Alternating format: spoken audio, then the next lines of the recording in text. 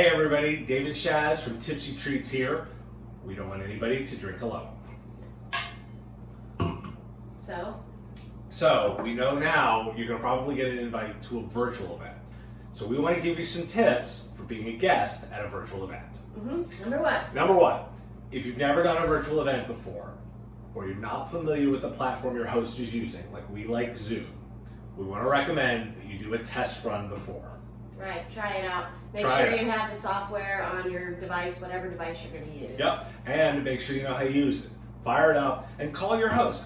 We'd love to help our guests make sure beforehand they know how to use all the controls and all of that kind of stuff. Because trust us, the longer this goes on, the less patient people are going to be for giving technical support when we're supposed to be drinking. Right, drinking, yes. So now let's talk about your camera. Think about this as the same way you pick out your outfit, the way your camera looks, because this is how you look when you enter it into the party. So the first thing, make sure your camera is eye level with you. If you look at what we're doing right now with you, we've taken the time to make sure the camera is eye level. For us, it's slightly down. That way it looks good. Up is bad. Up goes up your nose. Down makes you look flattering. So that's important to know. Next up, we do recommend you use some kind of stand. First off, that means you can hold your drink, which is the key element to that. But that also means that you don't have to worry about it the whole time. And by putting it on a stand, we also recommend that you plug the device in, because you're going to be on for a little while. You don't want to run out of juice. It is, you want to make sure that the primary light source in the room is in front of you. Oh, you can if you've got a book light, and let's say you're using your fruit pad, you can just use a book light to light your face. This is a little tip. Tipsy Treats tip. It totally works. The light behind you washes things out, looks bad, but light in front of you looks really, really good. So you're going to want to make sure you do that. Finally, our last tip on this is please don't move around with your camera on.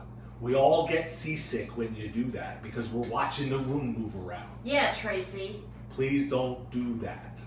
So now let's talk about the room and the noise. So the thing you gotta understand about the way these virtual events work is... What? Nice. Yeah.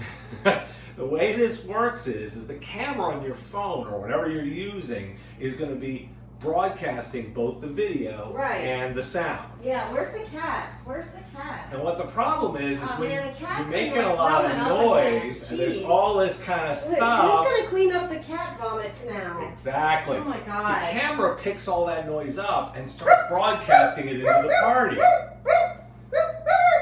You take over the party with all that background noise. So, mute is your friend. Remember, and if you need to talk to somebody in your house, just take a quick moment. Yeah, just mute and then unmute. How do you do this? There's a little microphone, and it's got a line through it if you're muted. It doesn't have a line through it if you're unmuted.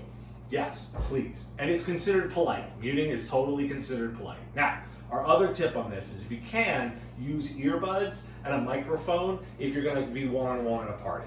It makes a big difference. You'll hear better and everyone will hear you as well. Now, if you've done like us and positioned the mic, you've tested it, it totally works. And in case you've only used your earbuds for listening to stuff, maybe you didn't know there's a microphone in there as well. So if you're using AirPods or any kind of headphone that's got a microphone on the cable, then that's great. It's going to be a lot cleaner and not pick up so much of your background stuff if you're forgetting to mute and unmute. Exactly. Now, a tip, if a couple is diving into a party together, if you're both or two people in the same space, if you both want to dial in with your phone to get a better angle, that's totally cool, but make sure that your two phones are not near one another or your microphones aren't near one another because it causes feedback.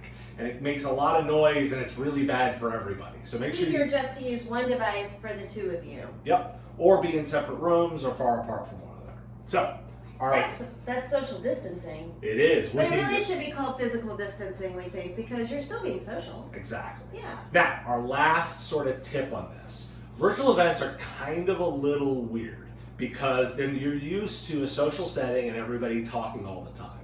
It's super fun to be able to get into there, but the problem with a virtual event is there's really only one conversation going on.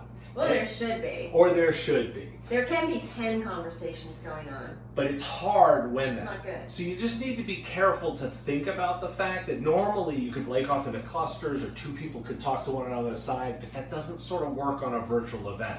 So make sure you're thinking about being inclusive of everybody in the call, or particularly for anybody that wants to talk, and give everyone a chance. If you just keep talking, like I'm doing, Yeah.